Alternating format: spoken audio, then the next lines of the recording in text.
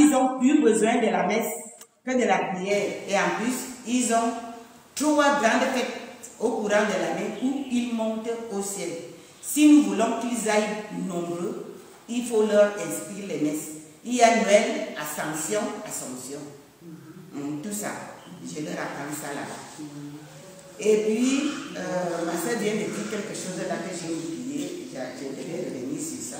De toutes les façons, comme ça continue encore et que j'ai une question à poser je vais poser ça. Avant de finir ce que tu viens de dire, il y a Noël, Ascension. Voilà, il faut déjà retenir que le départ du homme sur la terre, c'est un passage. Donc c'est le mystère de la Pâque. Parce qu'on a eu la première Pâque juive, on a la Pâque chrétienne et on a ce qu'on appelle la Pâque eschatologique, la Pâque céleste. Donc cette traversée-là, c'est une Pâque. Et la Pâque, on le sait, c'est le sommet. Il n'y a rien d'autre. La Pâque, c'est le sommet, première chose. On voit les sanctifications en parlant, bien évidemment, de la bonne confession.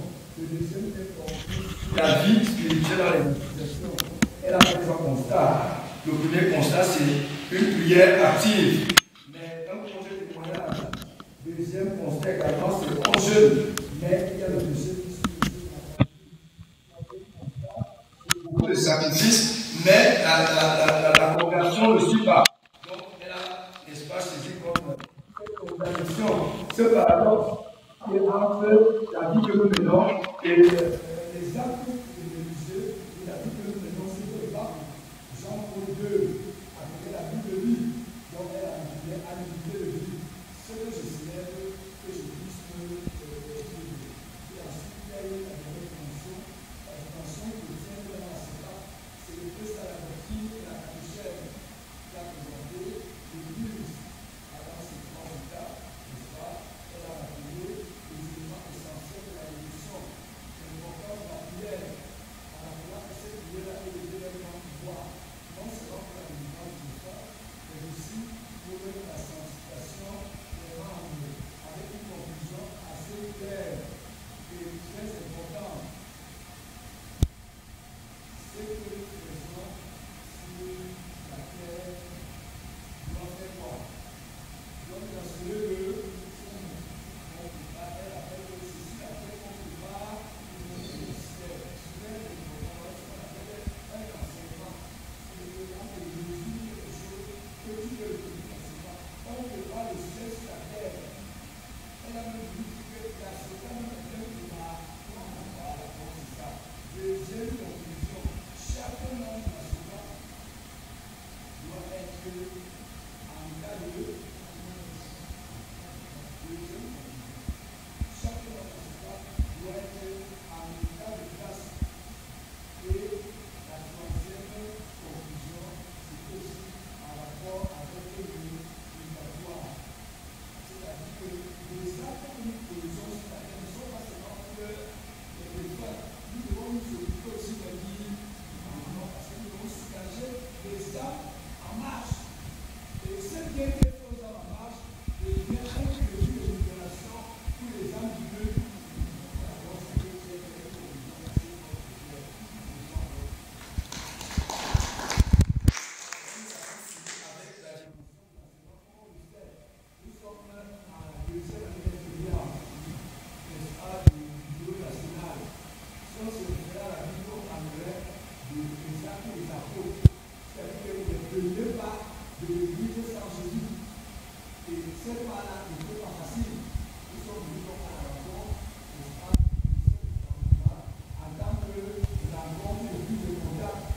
Nous avons fait une pierre de nous, où nous devons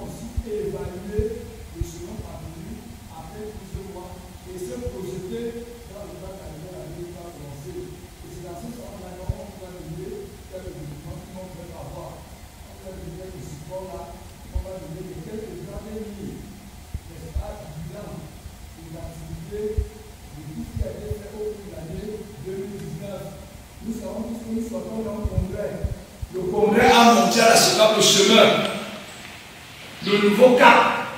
Donc tout ce que nous disons comme enseignement sort d'abord en dehors de la catéchèse, de l'étude publique et autres.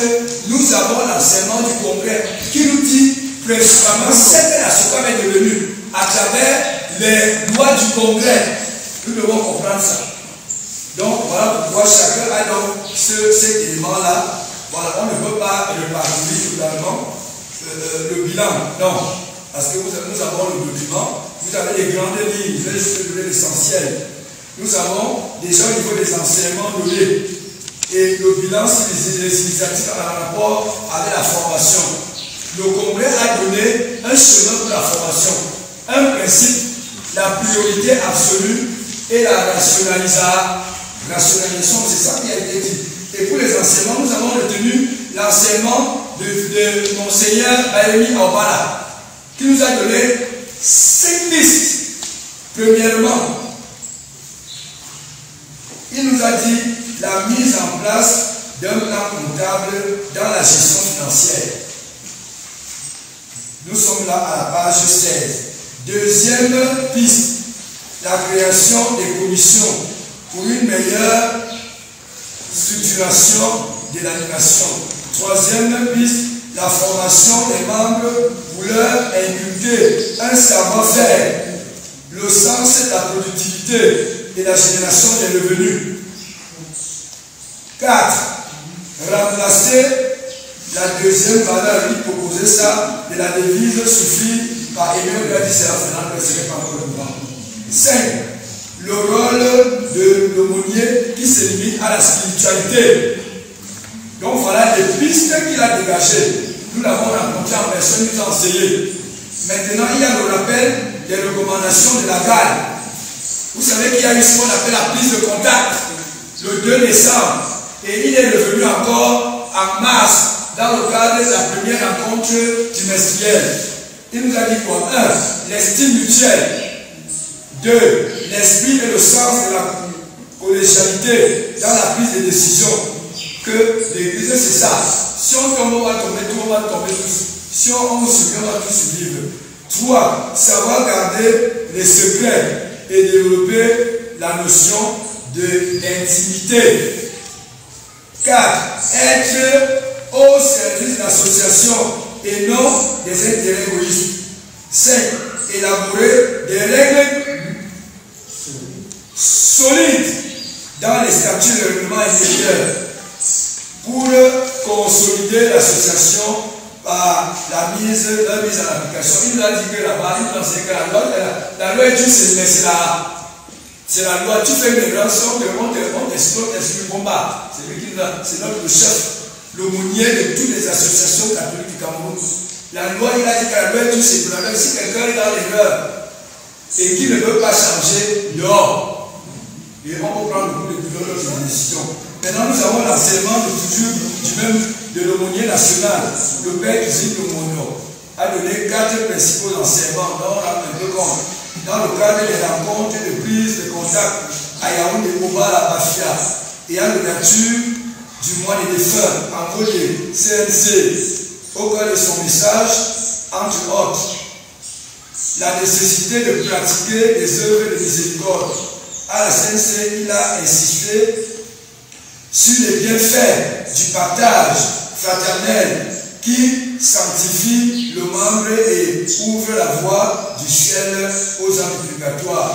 À maintes reprises, il a répercuté le message de son évêque favorable au remplacement de la deuxième valeur de la Église.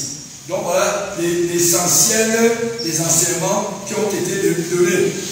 Maintenant, il y a le contenu des enseignements des responsables. La présidente nationale à SOCAP, au cours des différentes rencontres de prise de contact, elle a premièrement présenté le caractère prioritaire de la formation dans tous les organes. 2.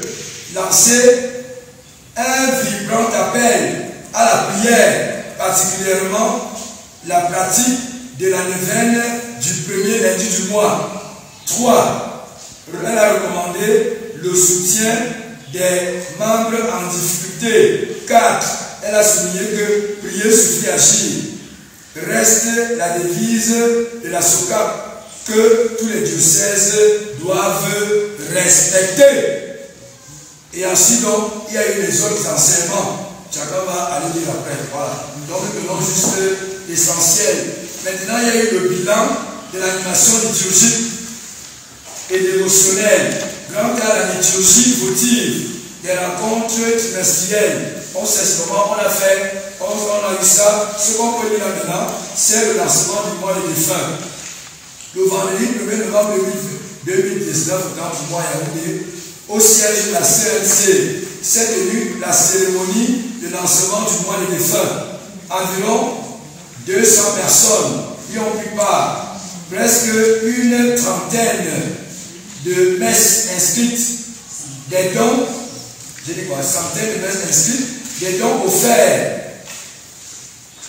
en action de grâce au Seigneur par une douzaine de familles qui ont bénéficié d'un accompagnement spécifique dans le cadre de l'expérimentation de l'instauration de la dévotion dans les familles.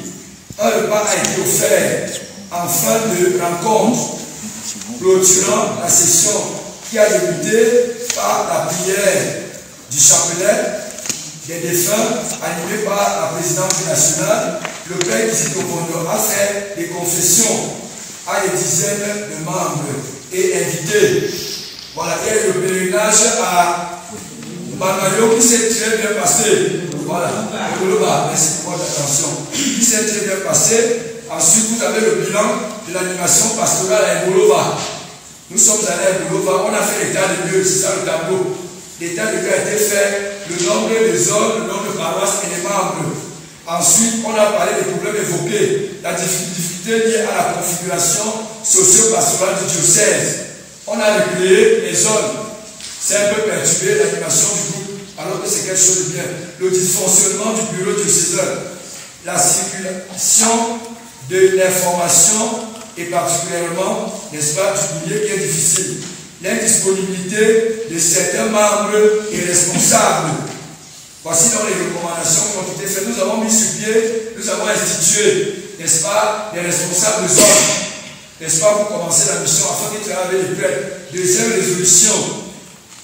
Voilà, on a défini cette mission, la sensibilisation, la mobilisation, la redynamisation et tous les autres. Troisième résolution, l'organisation à court terme d'une assemblée générale diocésaine extraordinaire où le bureau là-bas, on va expliquer tout à l'heure. Maintenant, F, les orientations et recommandations du bureau national, vous avez ça. Donc voilà à peu près les autres décisions prises. Première décision, pendant l'année, l'instauration de 5 recollections annuelles correspondant au temps liturgique de l'Église. Ça, c'était la première décision prise. La SOCAP, c'est que le bureau, il y a 5 recollections. On ne compte pas les programmes spécifiques de formation des paroisses et des zones et des diocèses. Voici ce qui est obligatoire et qui vient du bureau national. Deuxième décision, la définition des règles sur l'élaboration du calendrier de prière. Nous allons faire un lieu comme l'église. Dans l'église, tout est structuré, organisé. Au mois de janvier, on fait quoi? Février, mars, avril, mai, juin, juillet, août, septembre, octobre, jusqu'en décembre. Autant de l'avant, autant de Noël, autant ordinaire, autant de carême, autant de Pâques. Comment on prie? C'est le document là qui va sortir. Il y a déjà quelque chose là, le président national a commencé à expérimenter, à préparer tout ça. Maintenant, troisième décision, la mise en place d'un budget annuel et la définition de l'apport financier des différents diocèses. On avait défini ça à huis clos, parce que nous devons réunir encore huis clos tout à l'heure. On a donné le montant. Yaoundé, diocèse maire, conformément aux décisions de 2013, les états généraux. C'est les états généraux qui ont arrivé, ça, ce n'est pas nous. Donc Yaoundé, 100 000 francs par trimestre. B, Bertois, Bafia, Obala, Banayo, 50 000 francs par trimestre. C, Kribi, Samuel Bolova, 25 000 francs par trimestre. Quatrième décision, l'adoption du calendrier 2020 des rencontres du BUNAT. Nous l'avons fait à Bafia. C'est ça qu'on vous propose là devant en avance. 5e décision, le 3e mercredi du 3e mois, ça me m'écoute bien. Le 3e mercredi du 3e mois de chaque trimestre, nous sommes en réunion et en session au bureau national. Et dans l'église, on ne joue pas avec les mots, vous ne bougez pas sur n'importe comment. Vous avez parlé à la CEPI. Donc si vous bougez là, vous avez la chance que beaucoup de gens ne viendront pas. Parce que tout est quand on choisit dans ce n'est pas au hasard. Donc merci quand même parce que vous avez fait cet effort de nous inviter. Donc voilà les difficultés majeures, l'absentéisme, non-versement des contributions. Voilà le problème relatif au remplacement de la deuxième devise. On a dit que ça n'existe pas. Nous sommes une organisation, nous sommes une association qui a une hiérarchie. Quand on va faire la même procédure qui a été respectée pour la reconnaissance, on va refaire la même procédure si nous voulons changer. Ça part des membres, ça arrive au niveau des autorités. Donc nous ne disons pas nous, mais on dit que nous sommes dans une église qui a un droit canon. Et il y a des procédures. Donc un diocèse ne peut pas dire que nous on dit que c'est impossible. Si tout le monde commence à changer, ça va donner quoi? Mais on peut comprendre qu'ils ont des suggestions et on prend ça positivement. On en fait un moyen, un débat pour mieux découvrir le charisme. Voilà. 4e chose, la non-maîtrise des statistiques fiables. Voilà. Donc c'est ça. Nous, Maman Kéra, nous avons fait 10 ans de formation. Mon sien attend 10 ans à la commission de l'AE. Il nous a comment animer l'association. Il dit que si tu ne connais pas les statistiques, tu es quelqu'un comme quelqu'un, un chrétien qui ne se connaît, il ne se connaît pas. Donc il insiste sur ça. Il est le président de la commission qui coordonne toutes les associations catholiques du Cameroun. Maintenant, qu'est-ce que nous avons comme défi? La mise sur pied d'un budget équilibré. Le bureau national n'a pas d'argent. On va en parler tout à l'heure. Il est nouveau, il est neuf. Donc un budget équilibré, c'est-à-dire que réalisable aussi. 2. Nous avons l'organisation d'un recensement. Cette année commence, cette année va finir en décembre. Le recensement, ce n'est pas seulement les membres. Il y a le recensement des effectifs, il y a le recensement des organes, même les membres décédés. Chaque groupe est capable de dire qu'on a perdu tel nombre de membres depuis la création. Donc ça commence cette année. Maintenant nous allons voir l'implantation du groupe dans les autres provinces ecclésiastiques. La SOCAM n'est que dans la province ecclésiastique de Yaoundé. Alors que nous avons combien? Regardez la carte. Nous avons présenté une carte. Il y a une carte d'implantation dans le début. Donc il y a là où la SOCAM existe et là où c'est un projet. Voilà la carte d'implantation 2020-2025. Là où la SOCAM existe et là où nous aurons implanté, nous serons à l'étranger l'année prochaine. Parce que c'est un bureau national et international. Voilà les grandes lignes, donc c'est ça un peu les défis à surmonter. Donc nous avons la formation intégrale des membres, l'élaboration d'un plan comptable, la publication urgente d'un canevas unique de prière, le plan cadre de formation est déjà en train de finir. Tout ça là, cette année ça sort. Parce que dans l'église, je crois qu'au niveau, il y a une loi de Moïse, non? On appelle ça la loi fondamentale. C'est ça, c'est comme la constitution. En dehors de la constitution, il y a les codes. On va dire le code électoral, le code administratif, les autres lois de fonctionnalité. Il y a la loi fondamentale, les lois de fonctionnalité. C'est ça la SOCAM. La présidente décide qu'il y aura les lois sur la formation. Dans la formation, qui fait quoi? Dans le fonctionnement, qui fait quoi? Si tu ne publies pas ton budget, à quoi tu t'en substitues? Ça va donner quoi? Si tu ne fais pas ton bilan, donc toutes ces lois sont en train de sortir. Voilà, donc voilà à peu près l'essentiel sur le bilan. On va très rapidement. Si les gens ont la parole, s'il y a des questions à poser, vous les poser, on va nous passer. Oui. J'ai 2 questions. La première, c'est que Asuka a commencé comment? La deuxième, c'est que